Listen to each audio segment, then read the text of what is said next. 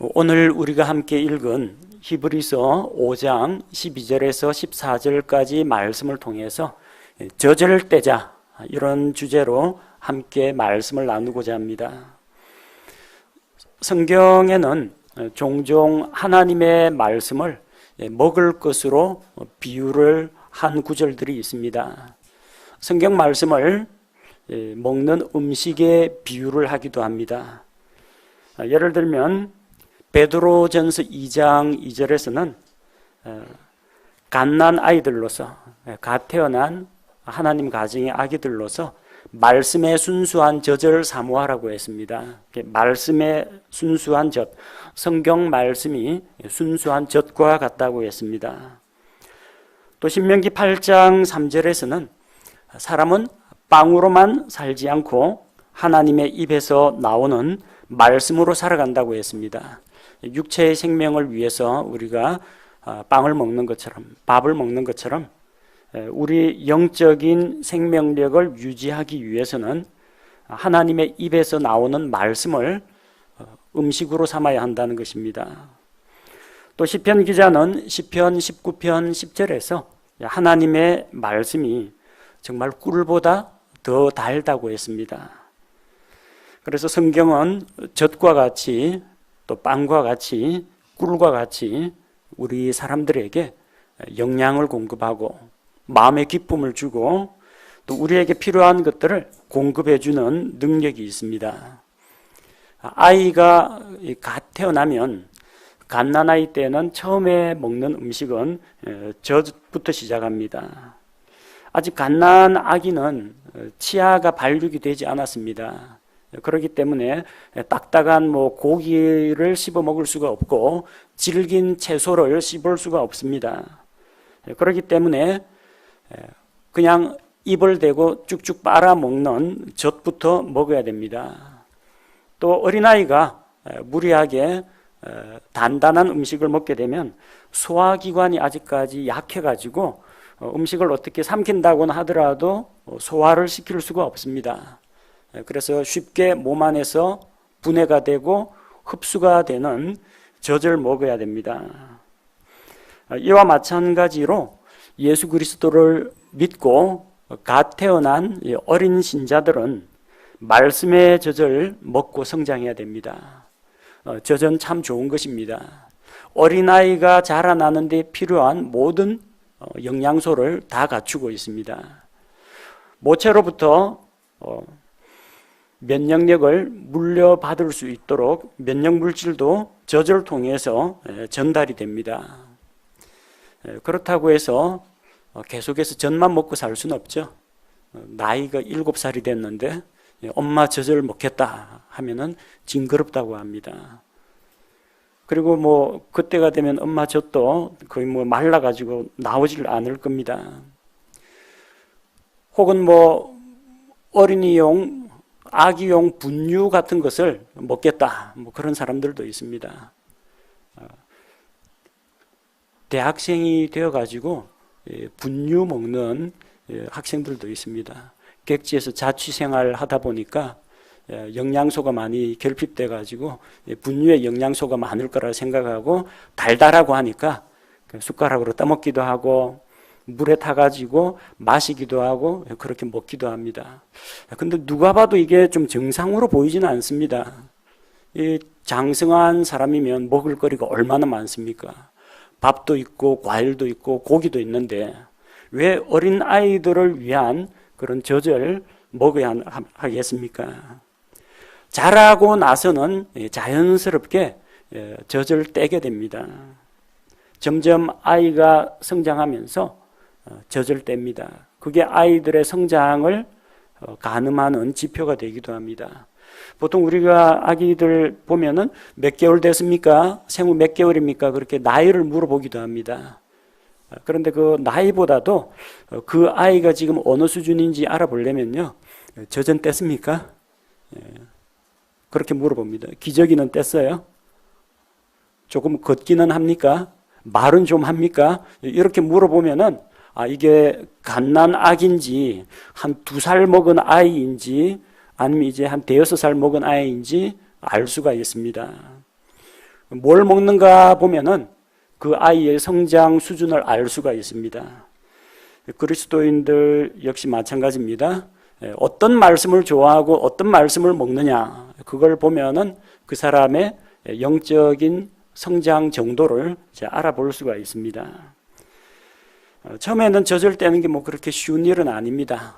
어머니의 젖에 대해서 아이들이 그 애착을 가지고 자꾸 젖을 달라고 보채고 그러는데, 뭐 계속해서 이유식 먹이고 부드러운 유동식을 먹이다 보면은 차츰차츰 일반 음식도 먹을 수 있게 됩니다.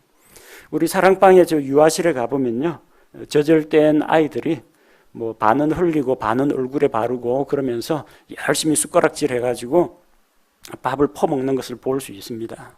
그거 참 대단해요. 아직까지 이게 손으로 제어 능력도 별로 없을 텐데 먹고 살겠다고 열심히 물에 말아서 미역국에 말아가지고 밥 잘 먹습니다. 먹는데 이렇게 노력이 필요해요. 젖은 엄마가 안아주죠. 젖병 물려주죠. 가만히 그냥 숨만 쉬면서 꼴깍꼴깍하고 삼키기만 하면 되는데, 이 젖을 뗀 아이들은 자기 노력으로 음식을 집어서 먹어야 됩니다. 숟가락이나 젓가락으로 집어서 먹어야 됩니다. 꿀꺽꿀꺽 마시는 것이 아니라 또 입안에서 씹어줘야 됩니다. 밥을 입안에 넣고 그냥 꿀꺽꿀꺽 삼킬 수는 없죠. 잘게 씹어서 부드럽게 만든 다음에 목으로 넘기게 됩니다. 그만큼 노력이 필요하다는 겁니다.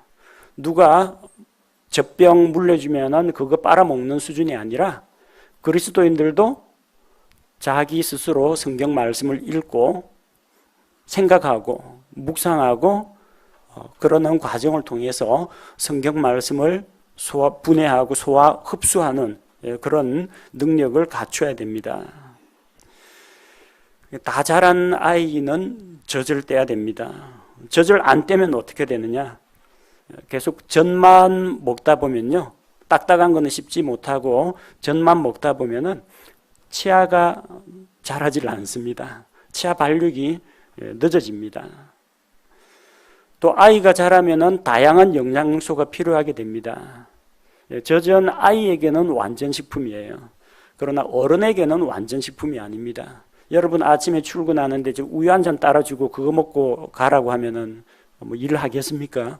학생들 학교 등교해서 적어도 10시간 이상 학교에서 보내야 되는데 저 우유 이거 마시라고 하고 밥 줬다 그렇게 하면은 공부를 못 합니다. 왜냐하면 어린아이가 필요로 하는 영양소하고 다 자란 성인이 필요로 하는 영양소가 다릅니다. 한창 성장기에 있는 청소년들이 필요하는 영양소가 다르다는 겁니다. 그래서 그 다양한 영양소를 채워줘야 되는데 젖만 먹다 보면 영양 결핍에 걸립니다. 그리스도인들 마찬가지입니다. 하나님의 말씀 가운데 젖과 같이 부드러운 말씀이 있습니다. 그러니까 아무 생각 없이 그냥 믿고 받아들이고 꿀꺽꿀꺽 삼키면 되는 말씀이 있습니다. 근데 그것만 가지고는 부족하다는 겁니다. 언제까지 죄 용서 받고 구원받고 천국 보장되었고 지옥 안 가고 이런 기본적인 것만 알고 거기에만 머물러 있으면은 영적인 성장이 없다는 겁니다. 어린아이가 자라면서 먹는 음식을 바꾸는 것처럼 우리도 마찬가지입니다. 예수님을 믿은 지 얼마 되지 않은 어린 성도들은 말씀의 젖을 먹어야 됩니다. 새로 태어난 아기들로서 말씀의 젖을 사모하라고 했습니다. 그래서 그걸 통해서 성장합니다. 성장한 다음에는 젖 이외에 다른 단단한 음식도 먹어야 됩니다. 성경 말씀 중에는 젖과 같이 부드러운 말씀이 있는가 하면 단단한 음식에 해당되는 말씀도 있습니다. 읽어도 잘 이해가 안 되는 그런 말씀들이 있습니다. 또 열심히 꼭꼭 씹어서 여러 번 읽고 여러 번 들으면서 깊이 그 의미를 묵상하고 이런 뜻이었구나 그렇게 뒤늦게 깨닫게 되는 그런 말씀들도 있습니다. 너 예수 믿고 구원받았으니까 뭐 복 받았다. 단순히 믿음으로 감사함으로 받아들이는 말씀뿐만 아니라 너는 구원받았으니까 이제 영적으로 성장하고 죄로부터 승리하고 하나님께 헌신하고 충성 봉사하고 이렇게 우리에게 하나님께서 거룩한 부담감을 지우는 그런 말씀들도 받아들일 수 있어야 합니다. 어린아이들한테는 이런 말씀을 하기가 곤란합니다. 어린아이들 이제 갓 젖먹고 기어다니는 아이한테 나라에 충성하고 부모님께 효도하고 몰라요. 그게 무슨 말인지 이해도 잘 안 되고, 너 이제 장난감하고 간식하고 친구한테 양보하라고 하면 안 합니다. 아직 어려가지고 다 자기 세상 자기 건 줄 알아요. 하지만 그 아이가 자라면요 가르쳐야 됩니다. 조금 수준 높은 걸 가르쳐야 됩니다. 우리 성도들이 구원받고 하나님의 가정에서 하나님의 자녀로 태어난 이후에는 젖과 같은 말씀을 먹다가 영적 수준이 자라면요 음식을 단단한 음식으로 바꿔줘야 됩니다. 언제까지나 젖먹이 상태로 있으면 안 됩니다. 젖을 떼고 장성한 성도가 되어야 됩니다. 오늘 우리가 읽은 히브리서 5장 12절 이하의 말씀을 살펴보면요, 이 당시에 예수 그리스도를 믿고 구원받은 유대인들, 히브리 성도들 가운데에서는 영적으로 성장하지 못하고 성장이 지체된, 정체된 사람들이 많이 있었습니다. 그래서 그런 사람들을 대상으로 너희가 그런 영적 갓난아이 수준에 머물러 있지 말고 젖병이나 빨고 있지 말고 이제는 좀 단단한 음식을 먹을 수 있는 장성한 자로 성장해야 하지 않겠느냐, 그런 취지로 히브리서 말씀을 기록했습니다. 12절에 그 히브리인 성도들을 통해서 사도 바울은 이렇게 이야기합니다. 시간으로 보건대 너희가 마땅히 가르치는 자가 되었어야 할 터이나. 시간으로 보건대 우리 몸은 시간이 지나면 차츰 자라납니다. 시간이 지나면 잘 먹고 잘 자고 잘 배설하고 하면은 키가 자랍니다. 엄마 뱃속에서 태어날 때 뭐 2, 3kg 정도 되는 몸무게가 불과 몇 달 만에 쑥쑥쑥 자라납니다. 처음 태어났을 때는 머리숱도 별로 없었는데 머리카락이 자라고 손톱이 자라기 시작합니다. 영양분이 공급되니까. 그리고 치아가 자라기 시작합니다. 두뇌가 발달합니다. 시간이 지나면 점점 우리 몸은 자랍니다. 그런데 영적인 성장은 반드시 시간과 비례하는 건 아닙니다. 다만 이제 신앙생활을 오래 한 사람들에게는 그만큼 변화와 성장을 기대하기 마련입니다. 누가요? 하나님께서 기대합니다. 너 예수님 믿은 지 이제 한 5년 지났으니까 뭔가 좀 달라져야 되지 않겠느냐? 주변에 있는 사람들이 형제님, 자매님, 지금 신앙생활 한 지 적어도 10여 년 지났으면 뭔가 삶이 변화되고 이 인격이 변화되고 영적으로 성장해야 하지 않겠습니까? 주변에서 그런 기대를 가지고 있습니다. 시간으로 보건대 마땅히 젖을 떼고 자라가야 하는데 아직도 젖병 빨고 있는 그런 사람들이 있어서는 안 됩니다. 히브리서의 수신자들은 지나온 시간들을 따져보면 충분히 성장했어야 할 사람들입니다. 그런데 그렇게 하지 못했다는 겁니다. 오늘날 한국교회 안에는 교회 수십 년 동안 다녔다고 하는데 여전히 믿음의 수준은 영적인 갓난아이 상태에 머물러 있는 자들이 많이 있습니다. 12절에 너희가 마땅히 가르치는 자가 되었어야 할 터이나. 어린아이가 태어나면요 모든 사람들이 몰려와서 관심을 보입니다. 자기가 낳은 아이가 아니라 하더라도요 어느 성도가 이 아기 안고 오면은 막 이거저거 물어보고 애 앞에서 이제 재롱도 부리고 막 오르고 뭔가 하나라도 뭐 단어 하나라도 가르쳐 주려고 뭐 까까 맘마 뭐 이런 것들 다 가르칩니다. 다 관심을 가져줍니다. 근데 더 어린 동생이 태어나면요 내리사랑이라고 전부 다 더 어린 아이에게 관심을 쏟습니다. 아마 이것 때문에 마음에 상처받는 우리 유아실 아이들도 있을지 모르겠습니다. 이제 몇 살 되지도 않았는데 자기 밑에 동생들이 생겨가지고 양보해야 되고 그 다음에 관심을 상대적으로 못 받게 되는 그런 아이들도 있을 겁니다. 그런 아이들 가운데는 동생을 시샘하고 나도 어리면은 부모님이 어른들이 나를 봐줄 텐데 내가 이렇게 자라니까 난 잘하고 싶지 않아요. 늙기 싫어요. 어린아이 상태로 있을래요. 이러는 사람들이 종종 있습니다. 그래서 안 하던 짓을 해요. 분명히 대소변 가릴 줄 아는데 일부러 옷에다가 쌉니다. 그러면 엄마가 당황해가 어쩔 줄 모르죠. 막 그냥 어린아이 대하듯이 벗기고 씻기고 빨고 하면서 돌봐주거든요. 그래서 퇴행 현상을 보이기도 합니다. 어린애 짓을 하려고 합니다. 관심 끌려고요. 근데 이제 나이가 들었으면 그렇게 유치한 어린애 짓을 하면 안 됩니다. 처음 신앙생활 시작할 때야 옆에서 구원받은 거 하나님께 감사합니다, 축하합니다 하고 막 돌봐줍니다. 어서 오십시오 하고 인사도 하고 밥도 사주고 차도 사주고 전화도 걸어주고 안부도 묻고 그럽니다. 근데 예수님 믿은 지 한 3, 4년 지나면요, 자기한테 안 해주고 이제 그때 또 새로 온 사람들, 새신자들에게 그렇게 대우해 줍니다. 그럼 왠지 손해보는 것 같고 나한테 대한 사랑과 관심이 식었다고 서운하게 생각합니다. 그거 못마땅하게 생각한 사람은 또 안 하던 짓을 합니다. 멀쩡히 교회 잘 나오던 사람이 교회 안 나옵니다. 안 나오면 이제 목사님이 신방 올 테니까. 그리고 전에 안 하던 그런 어린아이 같은 짓을 해서 사람들로부터 관심을 끌려고 하는 그런 일을 하게 됩니다. 그러나 성경은 뭐라고 이야기합니까? 시간으로 보건대 이 때가 이렇게 지났으니까 너희가 이제 마땅히 가르치는 자가 돼야 되지 않겠느냐.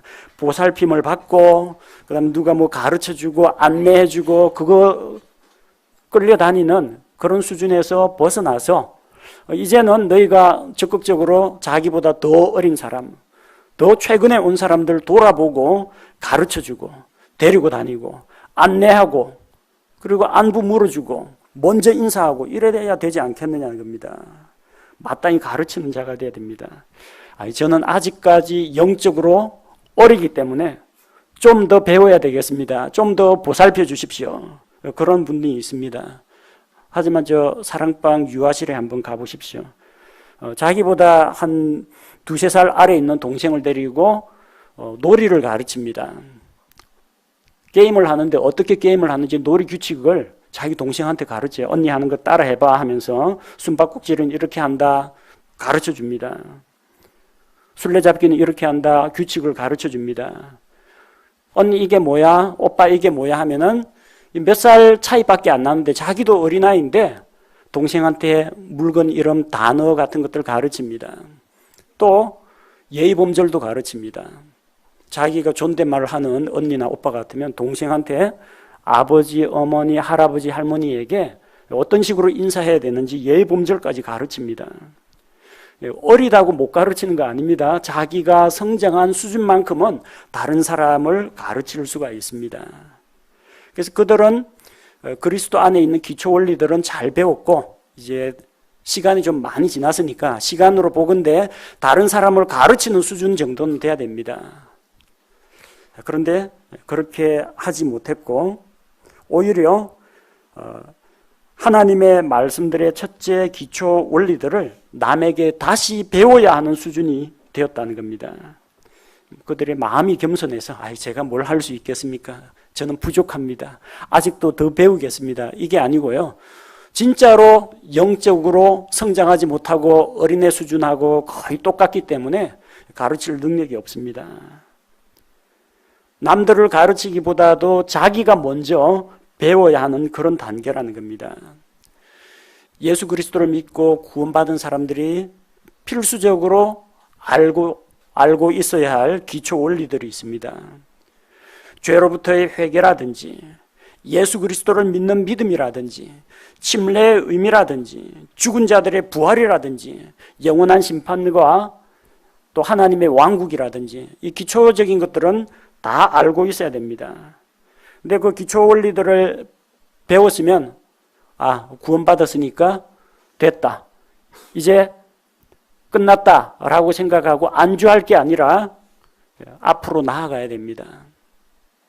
이스라엘 백성이 유월절 어린 양의 피로 이집트에서 나왔습니다. 자, 이집트에서 나왔다, 해방되었다, 만세.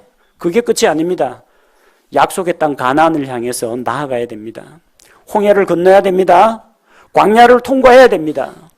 믿음으로 하나님을 의지하는 것을 배워야 합니다. 유월절 어린 양의 피로 출애굽한 것은 끝이 아니라 새로운 삶을 위한 시작에 불과했습니다. 예수 그리스도를 믿고 죄 용서받고 구원받은 것은 구원의 끝이 아닙니다. 구원받은 자로서의 새로운 삶의 시작에 불과한 것입니다. 그 기초 과정을 배웠으면 이제 끝났다 할 것이 아니라 히브리서 6장 1절 말씀처럼 그러므로 우리가 그리스도의 교리의 기초 원리들을 떠나 완전함으로 나아가서, 기초 원리들을 떠나라는 게 기초 원리는 이제 버려라 하는 것이 아니고요. 기초 원리들을 잘 배웠으니까 그 기초 위에서 기초 과정 끝났으면 뭐합니까? 중급 과정, 고급 과정, 상급 과정으로 올라가야 됩니다. 나는 초등학교 끝났다. 그 다음 뭐가 있어요? 중학교, 고등학교, 대학교, 대학원이 기다리고 있습니다. 여러분 신앙생활에 필요한 기초, 복음과 죄사함과 구원, 이거 기초 원리 탄탄하게 해두십시오. 그런데 그게 끝이 아니라는 겁니다. 완전함으로 나아가야 됩니다. 단단한 음식으로 나아가야 됩니다. 젖을 떼고 이유식을 먹다가 그 다음에 밥을 먹을 시기가 되었다는 겁니다. 그런데 이 히브리 성도들은 다시 젖 먹는 어린아이 시절로 돌아가서 단단한 음식은 감당하지 못한다는 것입니다. 12절 말씀해 보니까 너희가 단단한 음식이 아니라 젖을 필요로 하는 자가 되었도다. 아직도 기초 원리에만 머물러 있습니다. 회개, 용서, 구원, 천국, 이런 기초적인 젖과 같은 음식에만 매달려 있습니다. 구원을 받긴 받았는데 여전히 어립니다. 세속적입니다. 육신적입니다. 갓난아이와 같습니다. 고린도 교인들이 그랬습니다. 예수님 믿고 구원은 받았는데 세상의 문화와 그리스 철학과 옛날 조상들로부터 물려받은 관습과 또 육신적인 이 죄의 본성과 이런 것들에서 졸업을 하지 못해가지고 여전히 갓난아이 수준에 있었습니다. 고린도전서 3장 1절 2절 말씀을 보면 형제들아 구원받았다는 겁니다. 구원 안 받은 사람을 형제자매라고 하지 않습니다. 형제들아 내가 영에 속한 자에게 말하는 것 같이 너희에게 할 수가 없어서 육신에 속한 자 곧 그리스도 안에 있는 갓난아이들에게 말하는 것 같이 하였노라. 그들은 육신에 속한 사람들이었습니다. 여전히 죄짓고 교회 안에서 당파 싸움하고 간음을 하고 성도들끼리 법정 소송하고 육신적인 행동을 하는 갓난아이들이었습니다. 내가 너희를 저주로 먹이고 음식으로 하지 아니하였나니. 왜요? 이는 지금까지 너희가 그것을 능히 감당하지 못하였으며 지금도 능히 못하기 때문이라. 사도 바울이라고 이 사람들에게 단단한 음식에 해당되는 교리를 안 가르치고 싶겠어요? 근데 그 사람들이 감당을 못한다는 겁니다. 젖과 같이 부드러운 음식은 너 구원받았다, 죄 용서받았다, 구원의 확신을 가져라, 이런 기초적인 말씀은 술술 받아들이는데 십자가, 제자의도, 헌신, 봉사, 섬김 하면은 그냥 소화가 안 되는 겁니다. 감당이 안 돼, 못 받아들입니다. 그게 갓난아이라는 거예요. 그러니까 어떻게 해요? 13절 말씀처럼 갓난아이는 젖 먹어야 됩니다. 젖을 사용하는 자마다 갓난아이이므로 의의 말씀에 능숙하지 못하다고 했습니다. 젖 먹는 거는 쉽습니다. 누워서 떡 먹기보다 훨씬 쉽습니다. 가만히 입대고 있으면은 젖이 흘러나오는데 뭐 저지 뭐 목에 캑캑 걸리기를 합니까? 생선가시처럼 입천장을 찌르기를 합니까? 치아 사이에 끼기를 합니까? 먹고 나니까 기름기 때문에 속이 더부룩하다 그러기를 합니까? 아무 부담 없습니다. 부담 없이 술술 잘 받아들일 수가 있습니다. 우리 신앙생활에 젖과 같은 말씀은 반드시 필요합니다. 그게 우리 생활의 기초가 되는 말씀입니다. 하나님의 존재에 대한 말씀, 죄 용서에 대한 말씀, 예수 믿고 구원받는 말씀, 하나님의 은혜, 영적인 축복, 얼마나 좋은 말씀입니까? 부담 없이 받아들일 수가 있습니다. 믿고 받아들여도 절대 손해 안 납니다. 성도들 가운데는 저제에 해당되는 말씀만 붙잡고 그 이상은 안 먹으려고 하는 사람들이 있습니다. 어떤 것들이 저제에 대한 말씀입니까? 구약 성경 이야기. 하나님께서 세상을 창조하셨습니다. 그 뭐 받아들인다고 해서 자기한테 뭐 손해 날 게 있습니까? 뭐 힘들게 믿어야 할 게 있습니까? 에덴 동산 이야기. 재밌잖아요. 노아 홍수 이야기. 흥미진진하죠? 그 믿음의 조상 아브라함의 이야기. 뭐 야곱 꿈꾼 이야기. 요셉의 인생 여정. 이집트에 내린 10가지 재앙. 홍해 바다를 가르신 하나님. 여호수아의 가나안 땅 정복. 사사시대에 일어났던 여러 가지 사건들, 사무엘기와 열왕기에 나오는 각종 하나님의 능력들, 다윗과 골리앗 이야기도 나오고 엘리야, 엘리사의 기적도 나오고 정말 신나는 이야기 아닙니까? 나보고 뭐 이래라 저래라 그러는 것도 아니고 정말 이렇게 위대하시고 놀라운 하나님 술술 잘 받아들입니다.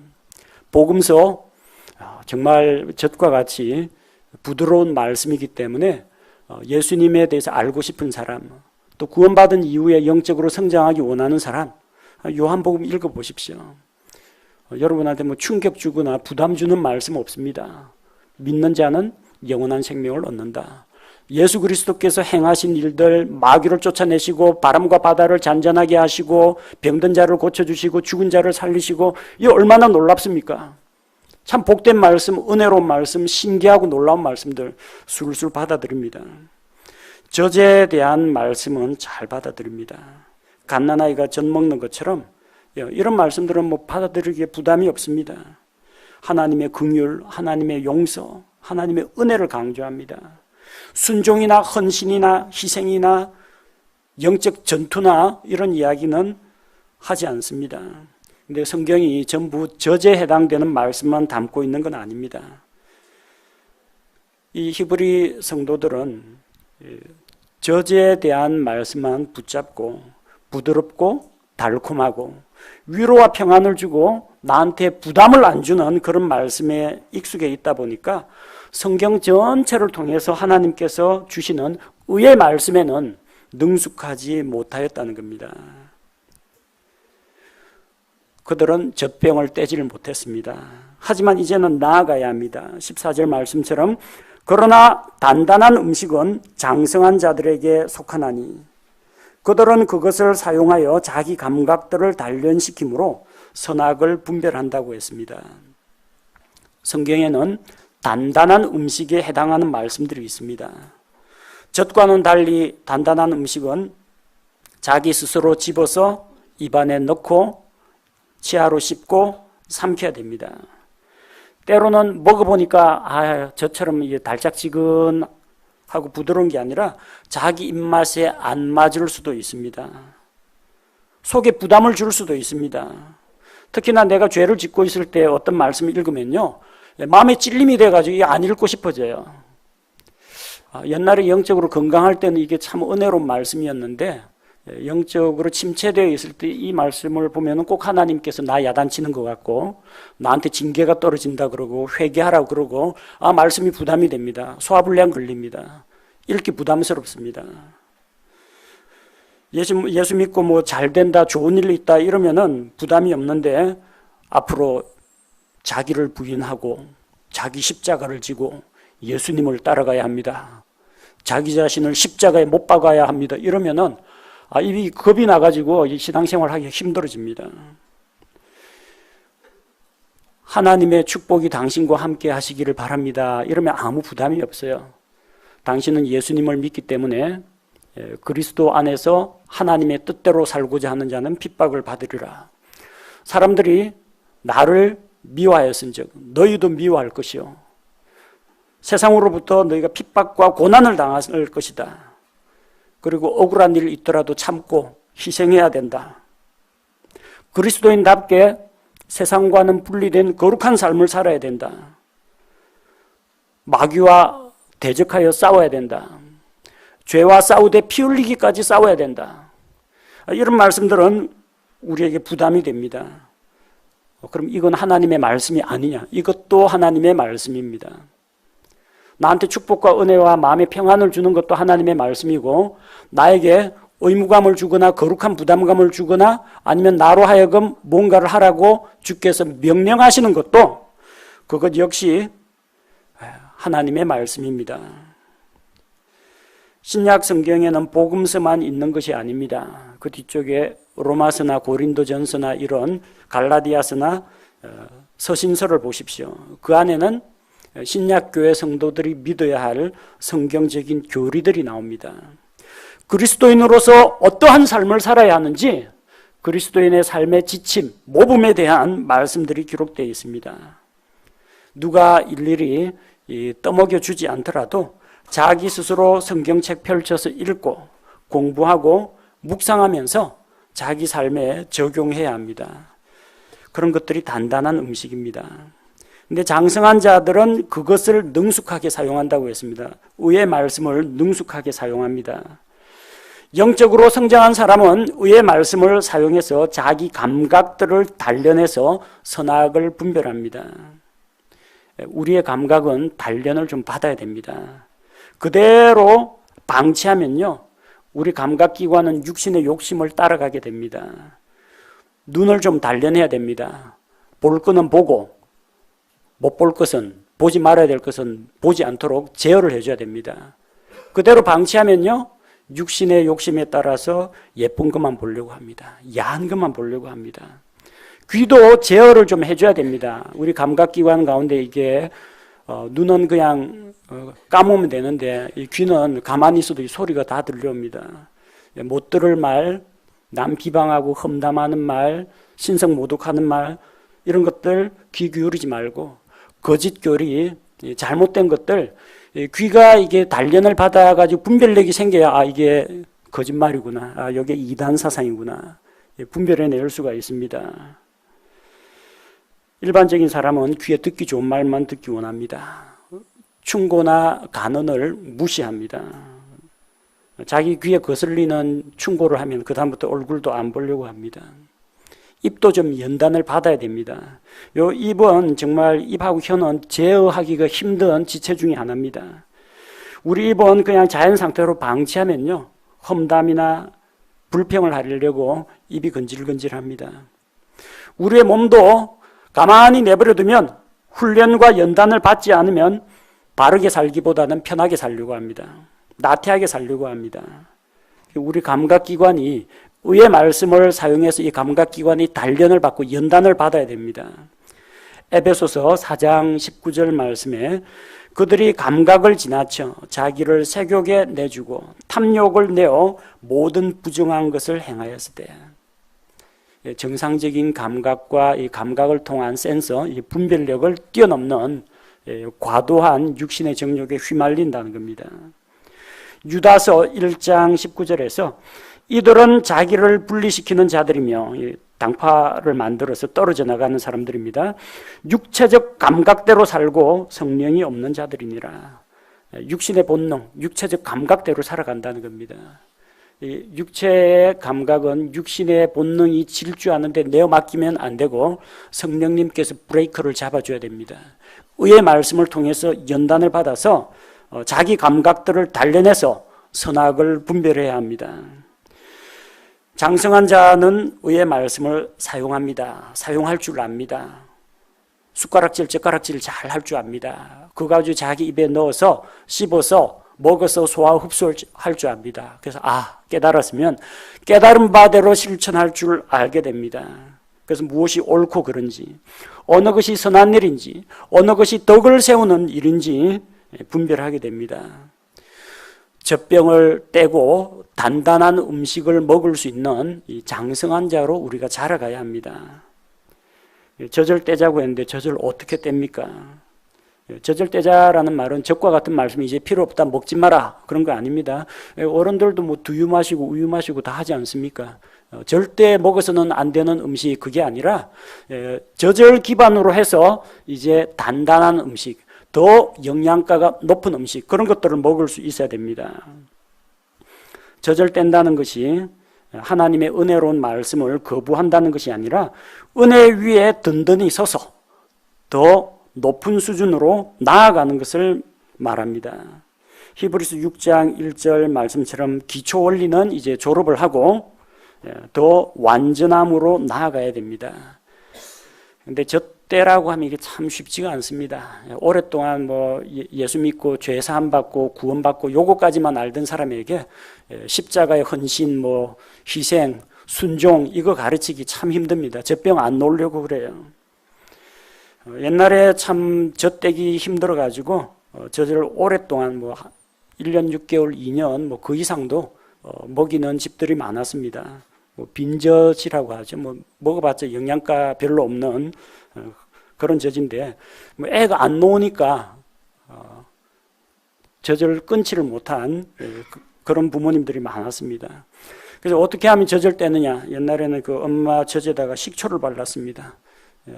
한번 입을 댔다가 신맛에 질급을 해서 떼도록, 혹은 이제 모큐롬 옥도전기 있죠. 빨간 약을 발랐습니다. 엄마 여기 피나 이제 안 돼 해가지고 접근 금지.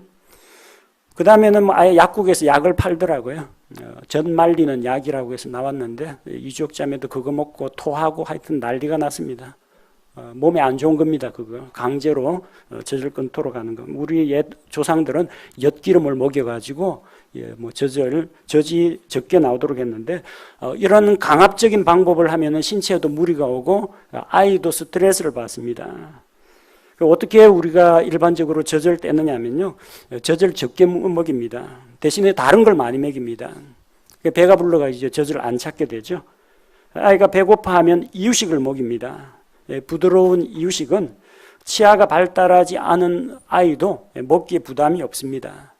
혹은 이제 죽을 끓여서 먹이거나 밥을 물에 말아서 먹입니다.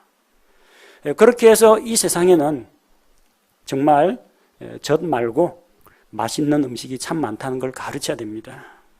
내가 밋밋하고 달달한 그런 젖만 먹지 말고 세상에는 새콤, 달콤, 짭짜름한 이런 맛도 있고 고기 맛도 봐야 되고 과일 맛도 봐야 되고 또 여러 가지 다양한 채소의 그런 식감과 과일의 신선함 이런 것도 맛을 봐야 됩니다. 새로운 맛을 보게 해줘야 됩니다. 젖병 안 놓는다고 계속해서 젖만 먹일 수는 없지 않습니까? 조금씩 섞어서 먹여야 됩니다. 기본적으로 구원의 복음에 기초해서 그 위에 하나님의 은혜 위에서 받아들일 수 있는 쉬운 그리스도인의 교리들, 생활 규범들 이런 것들도 하나씩 가르쳐야 됩니다. 그리스도인이 젖을 떼고 더 높은 수준으로 올라가려면 젖에 해당하는 말씀은 읽지 말라는 것이 아니고요, 균형을 맞춰줘야 됩니다. 그냥 하나님의 은혜, 죄 지어도 죄 용서받고 뭐 죄 지어도 지옥 안 가고 은혜만 강조하면요, 방종으로 치달을 수가 있습니다. 그런 사람들에게 하나님의 거룩하심, 하나님의 공의, 하나님의 엄위하심을 가르쳐야 됩니다. 무슨 죄를 지어도 예수님 십자가 피로 다 용서받을 수 있다 이렇게 가르치면요, 그것만 가르치면요, 무슨 십자가가 죄를 지어도 되는, 죄 지을 수 있는 자격증 정도로 알고 있습니다. 죄에 대한 면허를 딴 걸로 생각합니다. 죄 짓고 나면 예수님 십자가 밑으로 도망갑니다.